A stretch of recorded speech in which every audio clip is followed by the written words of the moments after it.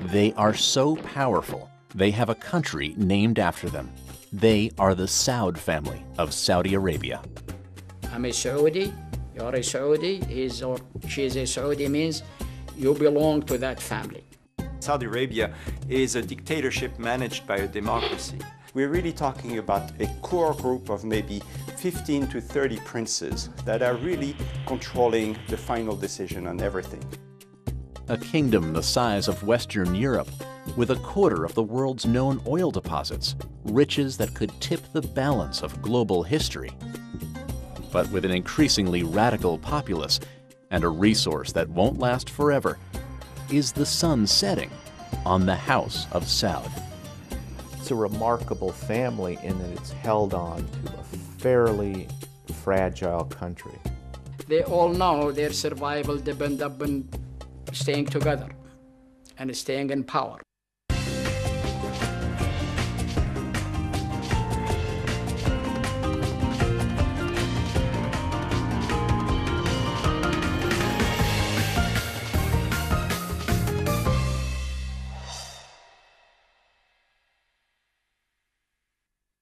Each day brings further evidence that the ways we use energy strengthen our adversaries and threaten our planet. Western leaders point to Middle Eastern oil as one of the most pressing problems facing their countries. And to many, one nation is synonymous with foreign oil: Saudi Arabia. It was called the day the West woke up. The fact that 15 of the 19 terrorists on September 11, 2001 were Saudi nationals surprised some. Saudi Arabia has been a close ally of both Europe and the United States, but this seemingly worldly group of princes and kings has had a long-lasting alliance with a branch of Islam that has little fondness for the West.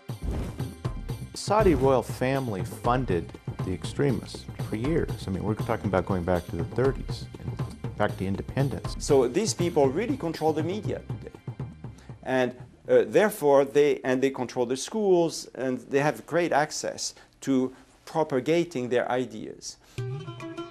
In 2005, the country crowned a new monarch, King Abdullah.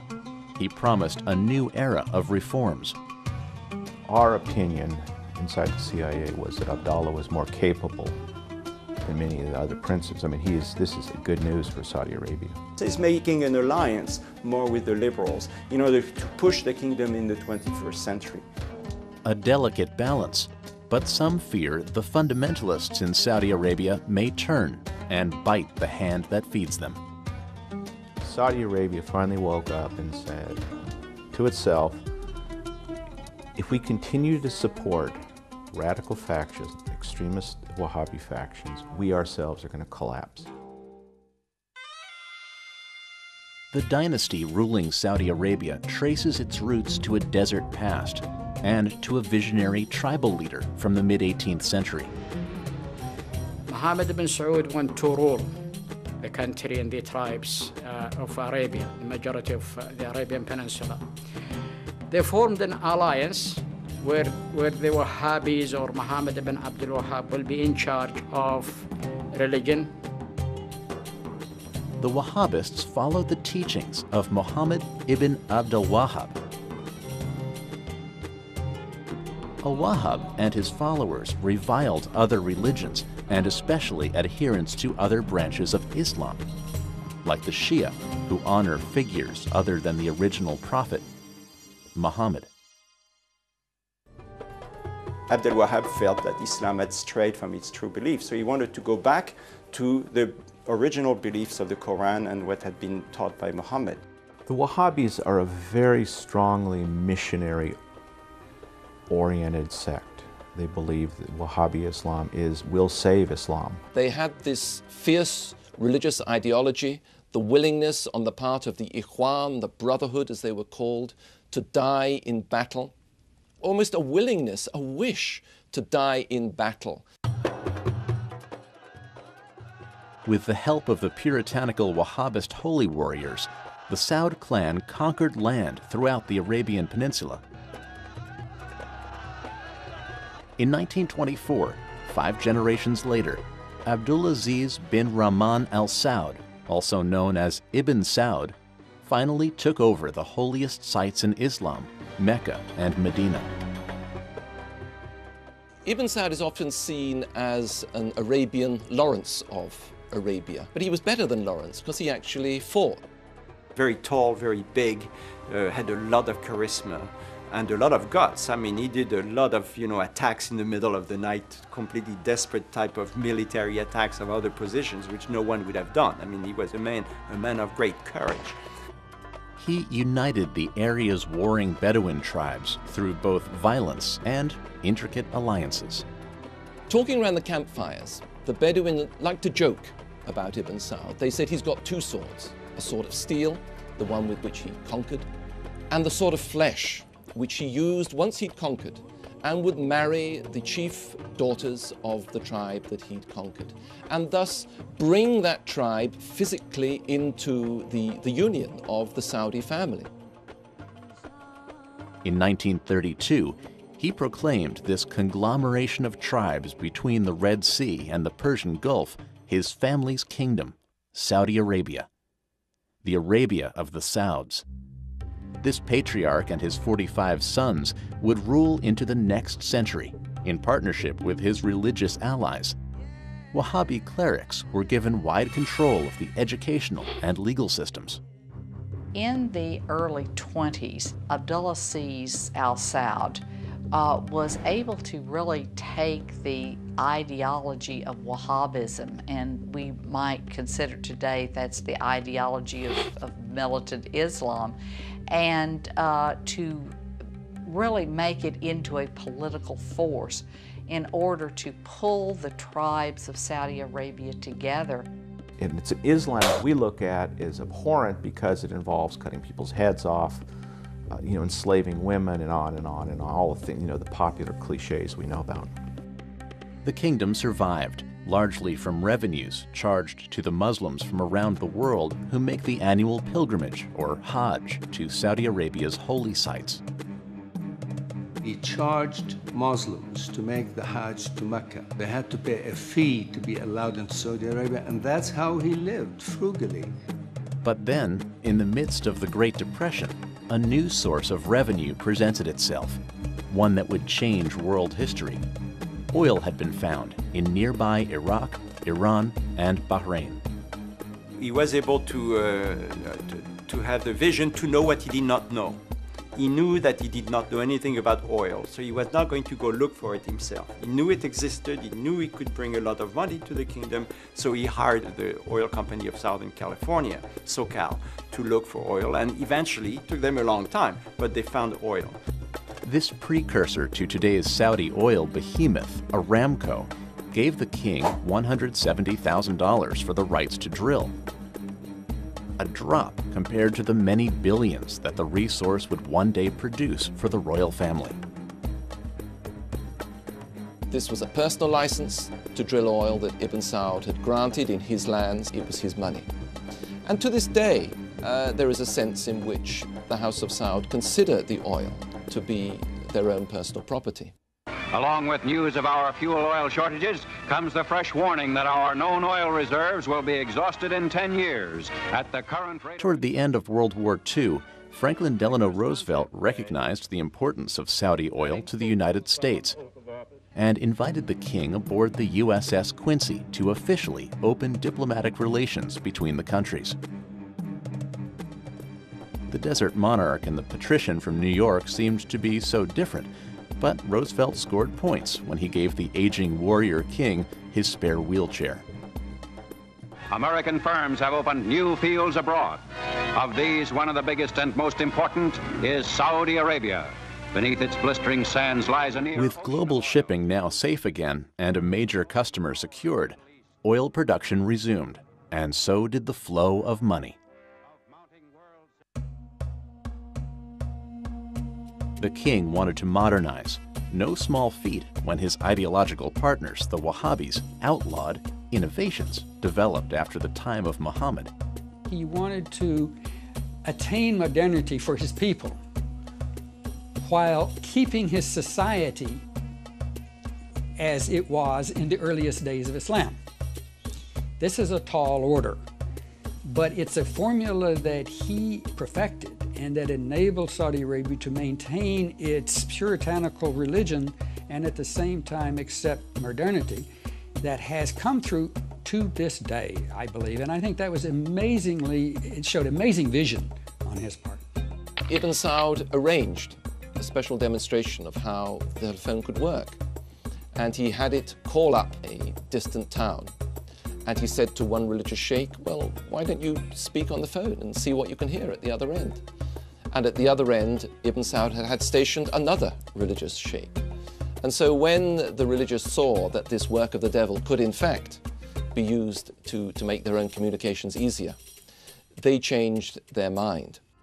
As the battle-scarred king aged and his severe arthritis increased, his kingdom seemed poised for either great wealth or oblivion. By the early 1950s, people around the world wondered, could the new nation last longer than its charismatic founder? Who would be the next king? The system of succession in Europe, in royalty, it tends to go from father to son. And if there's no son, we name a woman and then you have a queen. It doesn't work like this in a Bedouin system. In a Bedouin system, the family gets together and tries to find out who the most important leader is. Saudi Arabia is a dictatorship managed by a democracy. In other words, the royal family works solely by consensus. And any decision in the royal family has to be okayed by everyone. With the wrong successor, the fledgling country's vast wealth could be squandered, and the kingdom could quickly return to its desert roots. The Kingdom of Saudi Arabia was propelled from a group of desert tribes to a modern nation. This happened in just a few decades at the hands of its founding king, known in the West as Ibn Saud. But in his waning years, Ibn Saud faced a problem. In the last years of his life, Ibn Saud relied very strongly on his two eldest surviving sons, Saud and Faisal. But most people who knew the two brothers knew that the second brother, Faisal, was the one who really had it in his head, the one who had the political ability. And so, before he died, Ibn Saud is said to have brought the two brothers together and asked that although one would obviously become king, that was Saud, and the younger one, Faisal, would become crown prince, they should see themselves as a partnership and should work as a team. On November 9, 1953, the warrior who established Saudi Arabia died in his son Faisal's arms. But Faisal was not the heir to the throne. I don't know why Saud was chosen over Faisal. Probably because he was more senior and had therefore more of a following in the rest of the family and was probably more of a unifier into the family. But he did not do well because he spent too much money too quickly and he brought the kingdom to bankruptcy basically. The new king, Saud, eventually built 10 palaces and in 1 year ran up $5 million in food bills alone. He gave solid gold watches to visitors, watches sporting his own portrait. They became known as Mickey Sauds. Saud was known as a mismanager. He was not what we would call a successful manager by modern standards. The country ran into huge deficits. He had a reputation for being more interested in the leisurely lifestyle than in the running of a country. Saud's extravagance even extended to his personal life. He had 52 sons and 55 daughters. Saud's brothers were concerned about the hemorrhaging budget, and their Wahhabi Muslim partners were concerned with his relationship with Egypt's Gamal Nasser, a proponent of socialism. Would the royal family council try to undo the will of the patriarch king? Would there be a coup d'etat?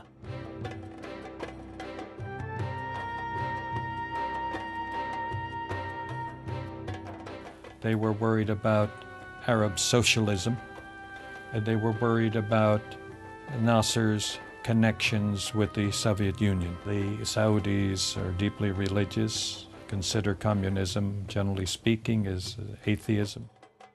U.S. President Dwight D. Eisenhower courted the king in an effort to shift the balance of power away from the Soviet Union, with the help of his Secretary of State, John Foster Dulles.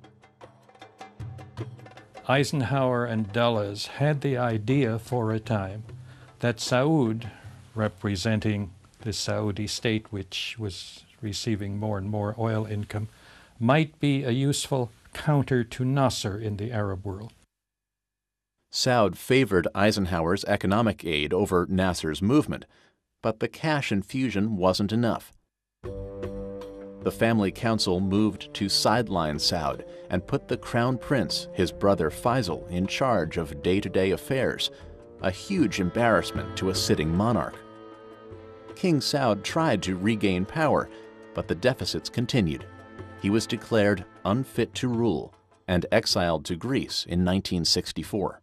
Even who the king is defined by the family. You know, you have to be very, very subtle and very careful on how you work this out if you want to maintain yourself in power.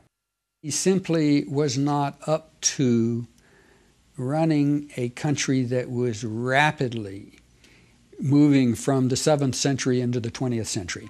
The skills, the sensitivities, the sophistication, the administrative skills, he just didn't possess. He was a rather tragic figure. It was Saudi Arabia's bloodless coup. The deposed king died in 1969. King Faisal had already been the country's leader for years. President Kennedy supposedly said to Faisal, "Your Majesty, you're going to deny this, but there are slaves in your country, and I want them freed." And they were freed as a result of this meeting. Personality-wise, they were so different. Intellectually, they were so different. Saud, the last thing one would ever have said about him was that he was an intellectual. That wasn't his interest.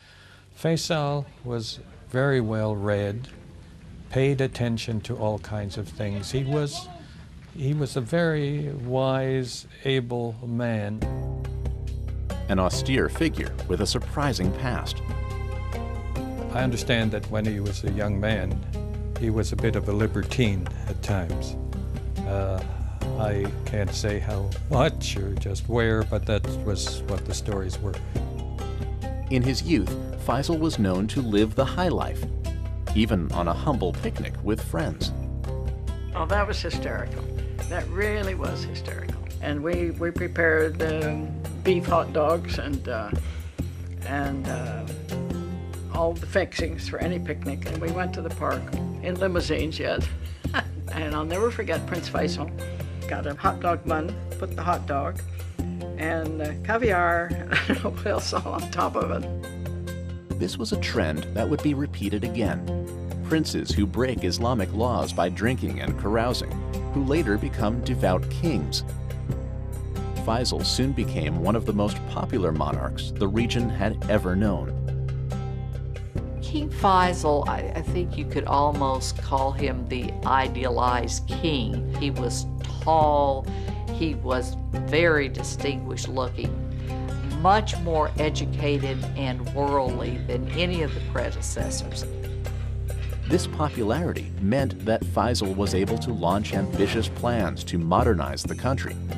He built hospitals, schools, and initiated massive irrigation projects. Faisal, more than any other king in the kingdom, is the person who actually propelled the kingdom into the modern era. The man would work 12 to 14 hours a day, receiving petitions, seeing foreign diplomats, meeting with his cabinet. So he was unlike any other Saudi ruler I have known. He was a creature of work. He was the cleverest king they ever had, and in some ways revolutionary. And I'll give you an example. Girls' schools didn't exist until Faisal became king. And when he opened the first one, there were a lot of protests from the ulamas and everybody else. They wanted to tear it down, and he stood his ground and got away with it. One advance didn't go over well with the hardline Wahhabi clerics and their followers. the introduction of television. It was a hard pill to swallow for those who opposed any innovation after the time of Muhammad.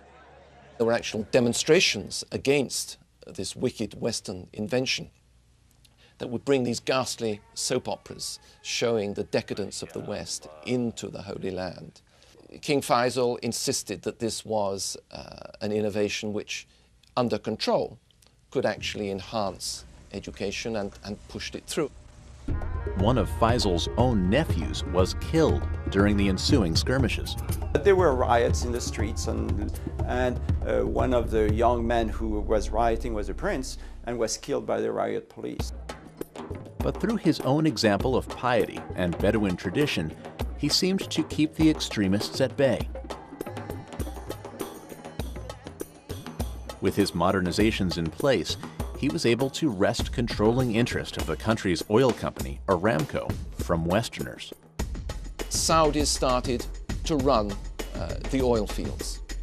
It was this, the great national asset, that Faisal felt that the Saudis should take control of themselves. It jerked Saudi Arabia out of this medieval past and threw them onto the center of the world stage because they were producing so much oil, so much money was coming in that they had to spend this money in order to keep the international economy going. A further break with the West came when Israel's neighbors attacked her during 1973's Yom Kippur War, and the U.S. sided against the Arab nations. He felt very deeply about Israel, very strongly about that. He always insisted he was not anti-Semitic, anti-Jewish, but he was anti-Israel. Having gotten this message that we're going to be even-handed, and 2 days later saying, and we're going to give $2 billion to the Israelis for military aid, was a breach of trust, personally. And it was at that point that something in Faisal snapped, and he gave way to a very strong feeling that was generated by those around him, that the power of oil held by the Arabs should actually be used in this war. As a leader in the Organization of Petroleum Exporting Countries, or OPEC, he called for an oil embargo. Faisal made his oil minister, Sheikh Yamani, a household name throughout the world, as the Saudis seemed to be in direct control of the flow of gasoline. It was the only card he had to play. It was the only weapon he had in his arsenal that he thought would make an impact on America. Now, it did make a big economic impact on America, but it certainly didn't change American policy. Relations were damaged and revenues were down, but Faisal had become one of the most powerful leaders the Arab world had ever seen. But had his effort to modernize gone too far, too fast? The decision to introduce television to the kingdom came back to haunt him.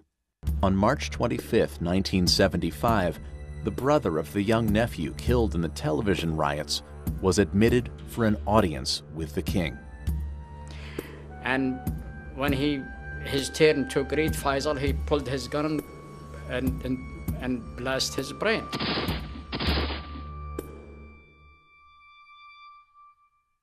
I was so horrified, I still am, to think a man of that caliber, a man of that dream, a man of that desire to make things better had to reach such a horrible ending. One could argue that because he was killed, in great part because of his belief in modernity, it really made the country realize that that's what you had to do. In other words, he was sort of a martyr to the cause of the future. The nation went into mourning. With this assassination, the question came far sooner than anyone expected. Who would take the reins of this emerging global powerhouse?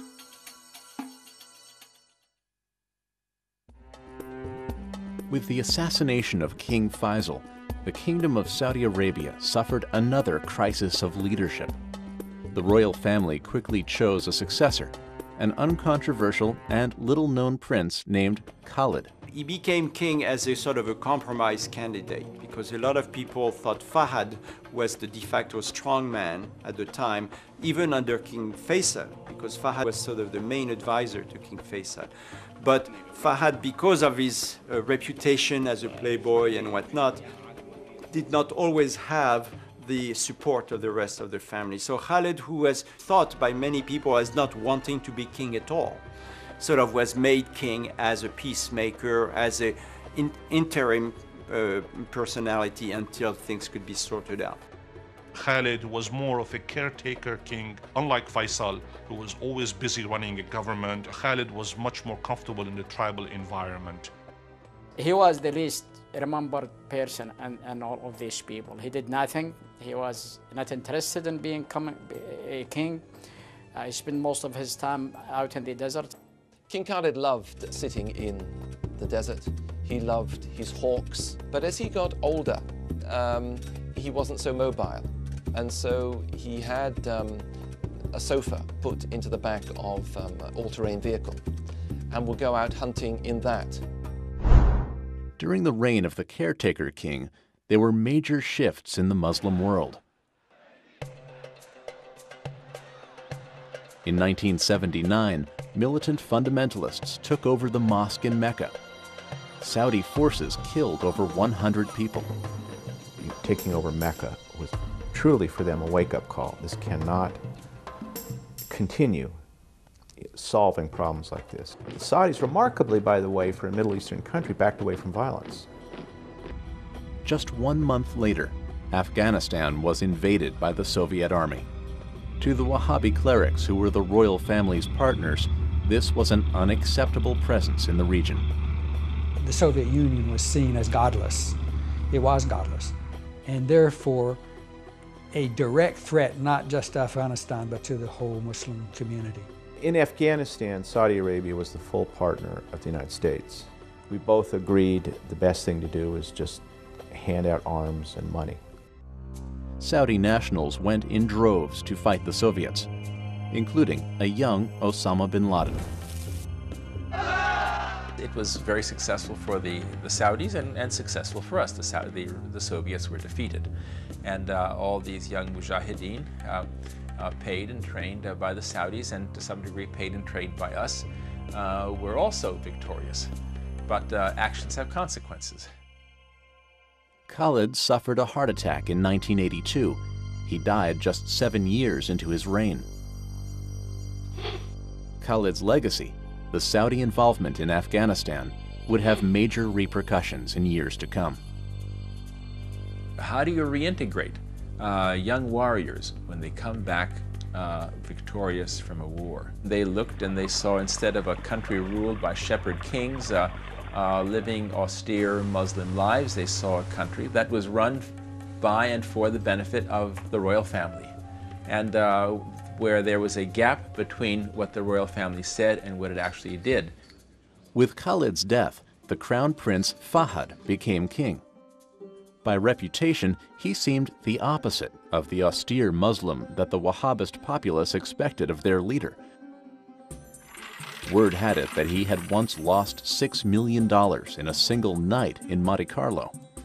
He owned yachts, an estate in Spain. Even Fahad's weight was seen as a symbol of royal decadence. The king's weight would balloon up into, well over 200 pounds and perhaps a good deal closer to 300 pounds. And then he would go on these crash dives. But pretty soon you'd see him, and even in the flattering, concealing garments that Saudis wore, you could tell that there was a lot of king there beneath these garments. I think it added to the way people saw him as someone who was not as self-disciplined and with the same inner checks that someone like Faisal so totally had. The entire family came under scrutiny. One prince, al-Walid bin Talal, was said to be worth nearly $20 billion before his stake in Citigroup plummeted during the bank crisis of 2008 and 2009. In one of his opulent homes, al-Walid had 17 dining rooms, 12 elevators, and a private screening room. hardly the Spartan life of Wahhabist Islam, which shuns anything developed past the 7th century.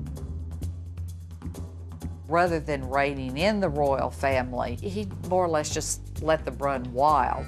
I think Fahd really was breaking the commitment to what I might call social justice in Saudi Arabia and allowing the elites to amass great wealth. They were very much nouveau riche at the time, and all of a sudden that this big manna coming from heaven, and they were spending it like crazy. I mean, it was very much fun, and then they realized that there's a lot of drawback to that. Also, King Fahd was really seen by the religious establishment as being too wild, and so when he became king, he had to make up for that. Even as the royals reaped their percentage of the oil profits, unemployment within the kingdom soared. You had this population explosion, more and more people who were needing education and needing health service and needing housing and needing jobs. And the Saudis just were not producing the jobs that they needed in order to keep the population, satisfied. The discontented masses, trained in madrasa schools and funded by the Saudi government, were about to add another grievance. International forces, non-Muslim soldiers, were about to be stationed on their holy soil at the invitation of the royal family. In 1990, Iraq's Saddam Hussein ordered the invasion of Kuwait. An international coalition was poised to take Kuwait back. King Fahd, fearing that his kingdom was also in Saddam's sights, agreed to station foreign troops on Saudi soil. Saudis had always had a real fear and resentment of an American military presence in Saudi Arabia for two reasons. One, they are xenophobic, and the idea of armed foreigners in the country was very disquieting to them. Another thing that was of grave concern to them was that they consider Saudi Arabia to be sacred soil because it is the place where Mecca and Medina are. As if to counter the criticisms, Fahd continued to fund the religious right. He allowed the conservatives to take over society. And under the years of King Fahd, society became very, very closed. Women were not allowed to work when they were allowed to work before. Of course, they still are not allowed to drive. Foreigners were really kept aside, etc., etc. And they gave a lot of money to movements outside, proselytizing movements outside Saudi Arabia to push this conservative Wahhabi trend. And so the religious right was always reluctant to attack the royal family. I mean, they were the financiers. But the efforts didn't silence the most radical elements, especially since 5,000 American troops remained after the first Gulf War, a fact that made the top of Osama bin Laden's list of grievances. He uses the American presence to recruit some of these religious extremists who are trained in Saudi universities to literally hate non-Muslims.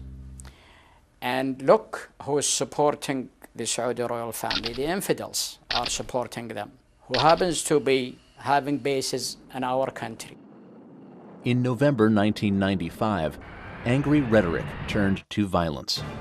A US-run training facility in Riyadh was bombed, killing 5 Americans and 2 citizens of India.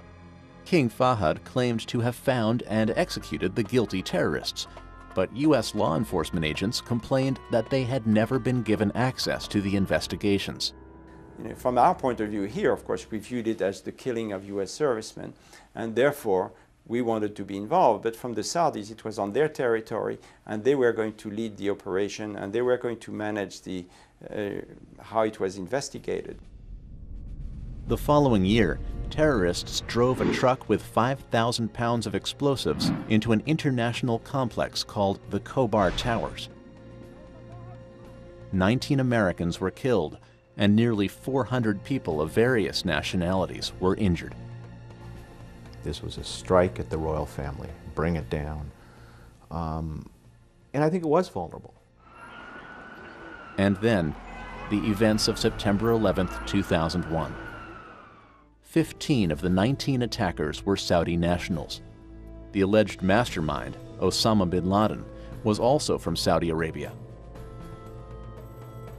People around the world started to focus on the royal family and their relationship with the hardline Wahhabi branch of Islam. This was never planned by the Saudi royal family, but they allowed the Wahhabis to spend their money in places like Pakistan, and this is the result we're getting. Victims' families alleged that key Saudi figures funded al-Qaeda, including Prince Sultan, the defense minister, and Prince Turki al-Faisal, the ambassador to Great Britain at the time.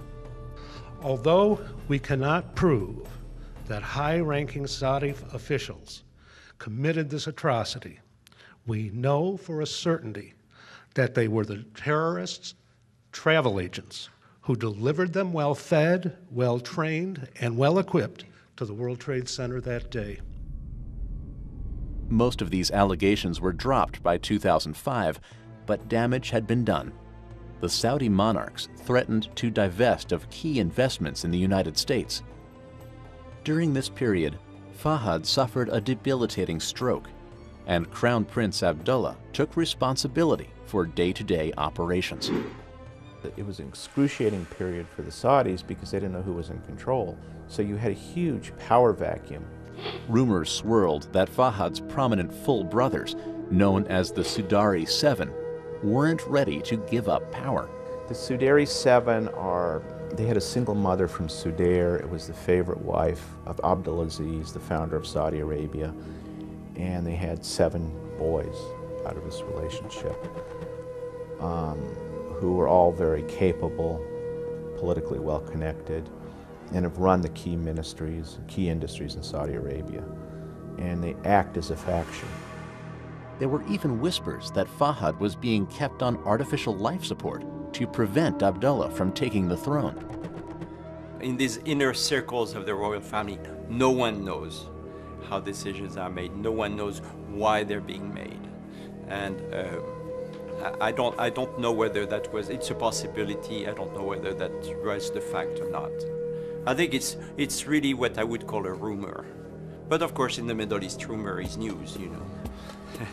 Inside and outside Saudi Arabia, some worried that the crisis of leadership could mean the end of the kingdom. Saudi Arabia in 2003 and 2004 was on the brink of an insurrection, a Wahhabi insurrection.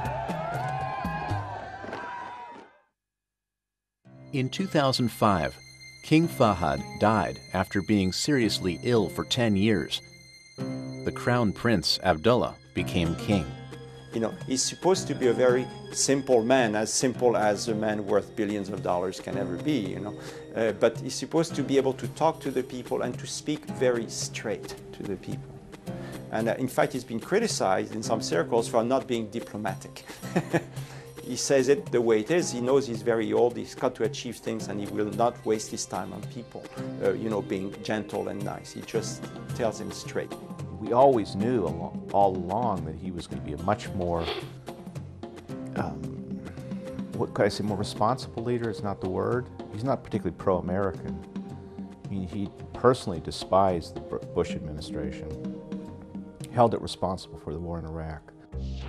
Relations between the Saudi royal family and the United Kingdom also hit a rough patch. That country's serious fraud office investigated a scheme in which Prince Bandar, son of Saudi Arabia's defense minister, took massive bribes from the arms manufacturer BAE Systems. It was very well known in the kingdom that the BAE contracts had been subject to probably some kind of understandings on how the payments were made. And what I did not realize is that there would be $2 million a month passed on by BAE to Prince Bandar in Washington.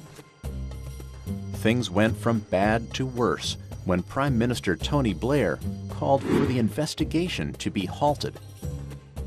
I don't believe the investigation incidentally will have led anywhere except to the complete wreckage of a vital strategic relationship for our country.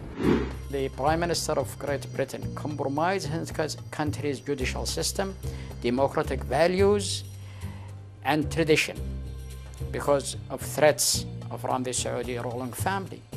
That's a very dangerous precedence. As king, Abdullah could finally roll out more of the reforms that he promised. But change can happen slowly in the Middle East. The real point is management inside the country. And you know, frankly, I didn't think this was going to be this smooth. Saudi Arabia is stepping into the 21st century. Slowly, but it's coming in. Because he believes that the kingdom will only reach its potential if it's allowed to develop economically, and that means really moving away from the conservative religious establishment. Abdullah has also started to carry out his goal to loosen ties to the West. He tried also very hard to go east to China and to India and have arms deals and arms sales with these people in cooperation.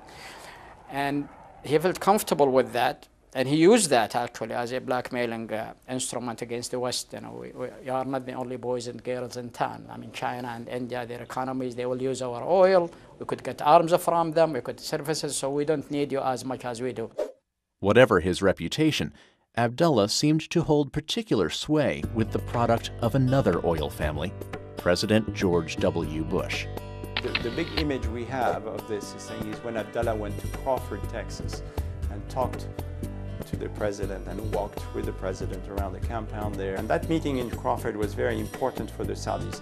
Not so much for the war in Iraq, which there was always disagreement, and they'll never agree with us on anything on that. But one of the big decisions that were taken at Crawford, which didn't make headlines at the time, was the fact that the king was able to convince the president to allow Saudi Arabia into the WTO, against a lot of the objections of the Europeans. Today, Abdullah is pushing to diversify, making the kingdom less dependent on one resource. If the price of oil stays down below $30 for a long period of time, Saudi Arabia will once again face existential problems, as will the rest of the Gulf. So they're spending an enormous amount of money on education to bring more research, more dependence on science. They are spending an enormous amount of money on creating factories that will use their energy, of course, because that's what they have, that's cheap, but in a way that instead of selling it for $40 a barrel, that after the value added and the work and so on, they will sell ultimately for $500 a barrel. Abdullah is the right man at the right time. He has maintained his ties to the traditionalists. He is very well respected by all Saudis as being pious, uncorrupted. And he knows it's going to take a generation, at least, to change the educational system. But he knows if you don't start now, you'll never get anywhere, and the kingdom will stay as a second-rate power forever. In February 2009, King Abdullah shocked the world.